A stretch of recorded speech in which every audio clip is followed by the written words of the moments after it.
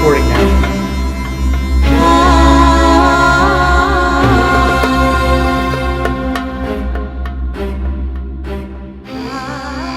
For painting, I need some way for the person to, something for the person, for the viewer to recognize so that they will go along with me. And I can talk about this in terms of some other painters. There was a British painter recently died named Frank Auerbach, and he made the thickest paintings in the world. The paint on them would be half an inch thick. And he'd paint these faces that looked extremely abstract. But the fact is, we're all evolved to recognize and read faces. So 3 dots and a line make a face. And so he could get very, very abstract with these faces, but you'd still go along with him because it was a face, and you'd look at what he was doing with the face and what the way he worked with the face showed you or told you.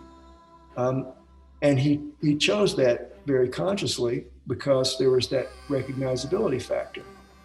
But without something recognizable, and you really can't depend on a title, people won't go with you. They just think you don't know what you're doing. You painted 2 blobs, good for you. There needed to be that recognizability.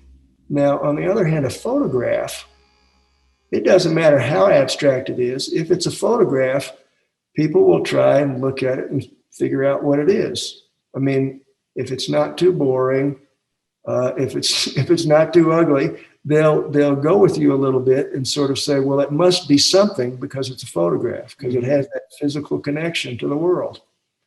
So the play for me between photography and painting is that you get the presumed reality with a photograph that you don't get with the painting. With the painting, you have to provide that. And I've painted abstractly, and ultimately it seemed to me kind of arbitrary. You try to make it beautiful, you try to make it meaningful, but a lot gets left out. A lot of things that you feel, it becomes, what do you love? And also, what are you going to communicate with that? What will other people take from it? What do I take from it? I don't always know what the paintings mean myself. I think of myself as more like a midwife. I'm helping this thing to come into this world.